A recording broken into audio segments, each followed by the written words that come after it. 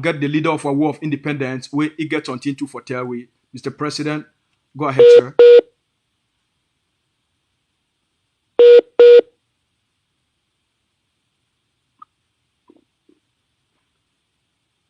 Good afternoon, Mr. Hello? Hello, sir.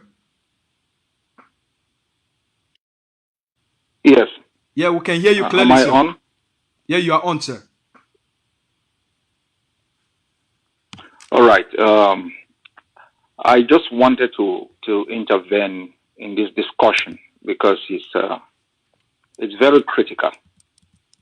I am in a very difficult position to say certain things because it may come across as attacking personalities or undermining other leaders.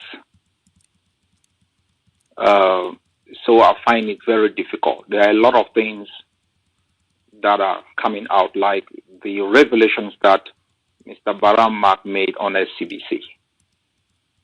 That is information we had had for more than 2 months. We had all the details. We knew those who, and the method of transfer of funds. We knew who picked up the money, where the person picked up the money.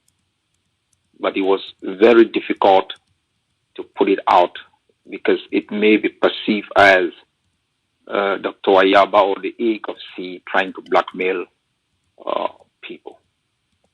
There are groups in our war of independence that are highly infiltrated. They don't even know it. And the reason is because there are a couple of ways that occupiers use to undermine the spirit of resistance.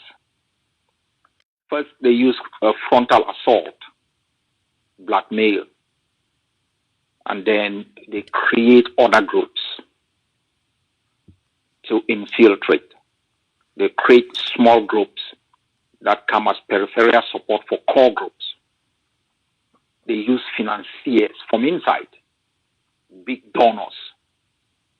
So they create all of these mushroom outfits that act like lobbying institutions to alter the direction of policy. And so there is a lot going on in our war of independence. But the nature of our war does not give us the opportunity sometimes from the perspective of leadership to talk about these things because it may become the next source of conflict within the social space. It took us almost a year to be able to declare CHO and ANU as infiltrators. And I have always argued against that because in liberation struggles, it is not wise policy to take extremely strong stance with respect to the domestic politics and direction.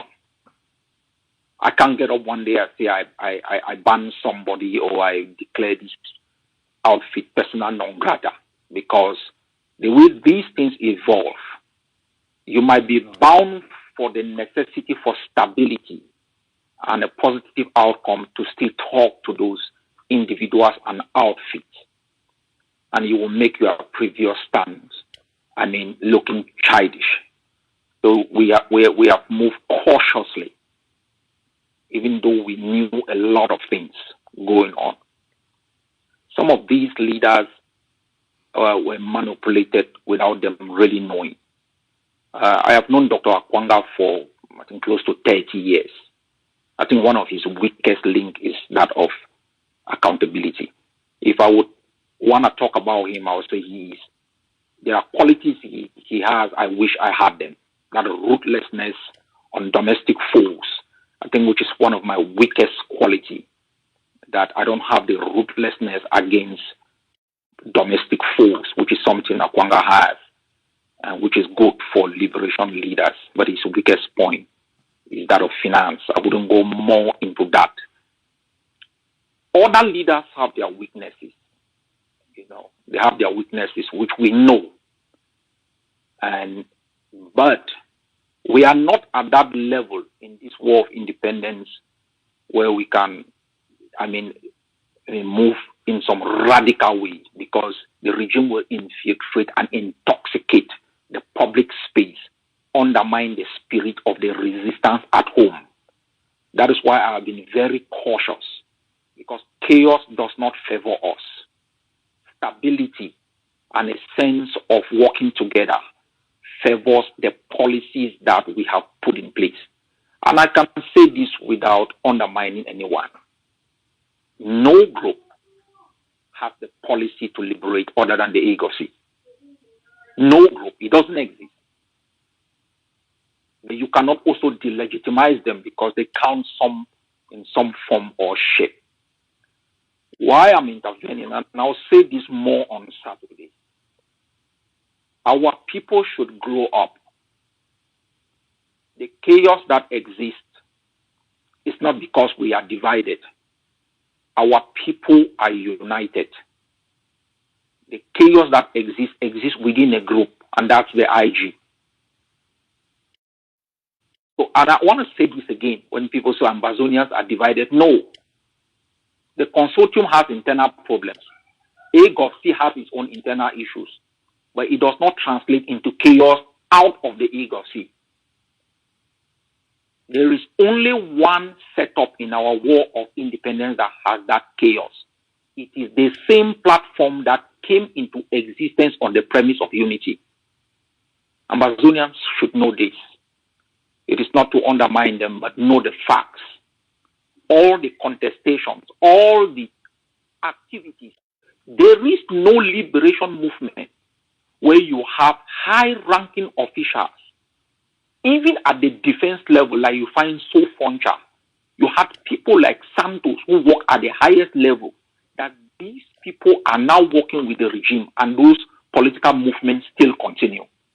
Ambazonian War of Independence is the only one where you have visible high-level officials who oversaw defense movements and now work with the regime, and those movements still have credibility. I can't blame these leaders.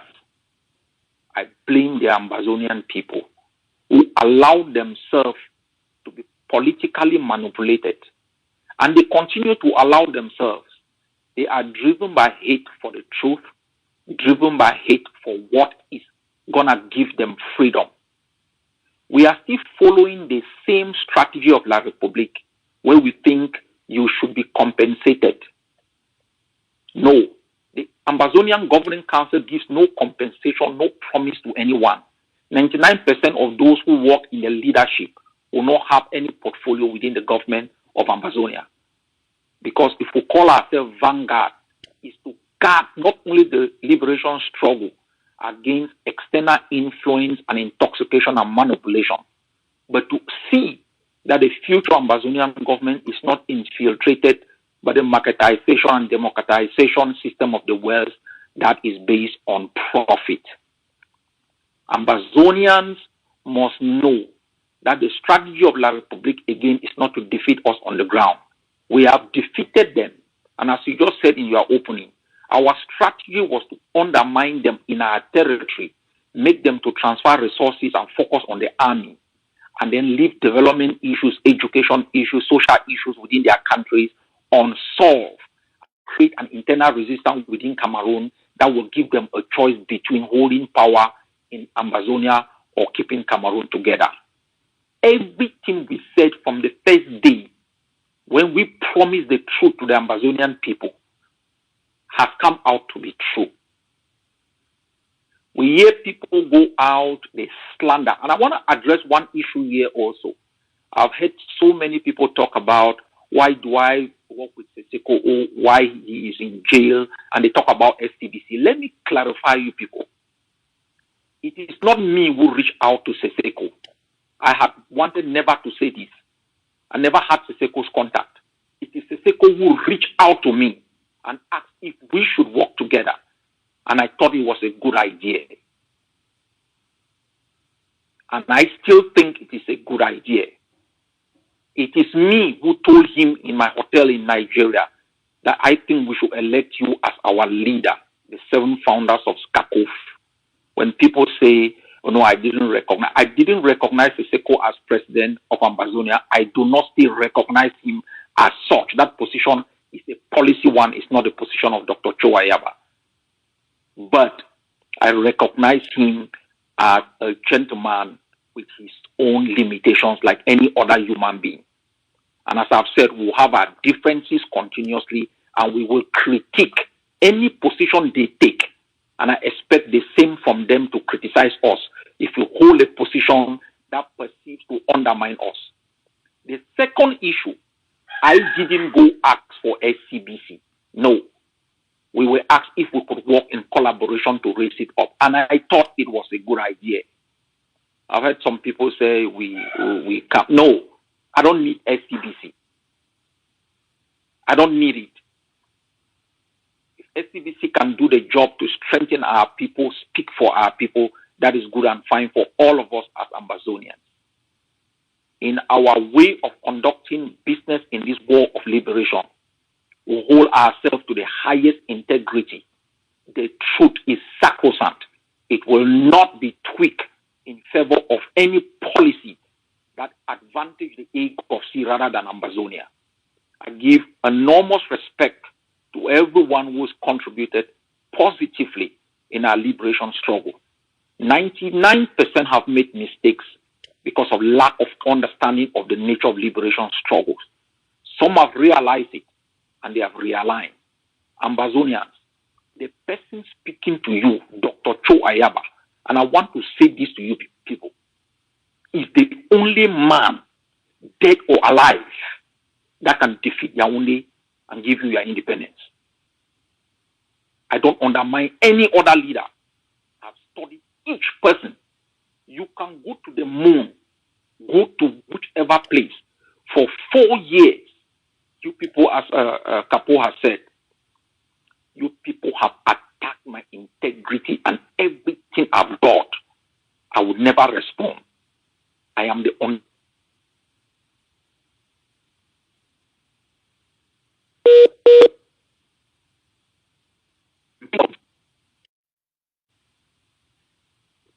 If you want independence, commit to the strategy that I have put in place through the Ambazonian Governing Council. It is incorruptible. It can never be infiltrated, not even from inside.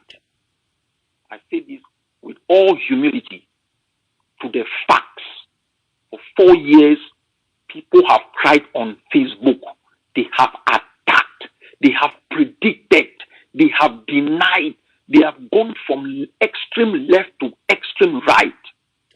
They are still talking. They don't have an inch of land to show you. They don't have anything to project to you that gives you pride. You are still confused. I am happy you are still confused. But you will get up one morning with your eyes wide open. And maybe it may be too late. God bless you all. Thank you very much, sir. All right. That one, now the leader of our war of independence, he too talk say make it add some small thing for which we talk for here.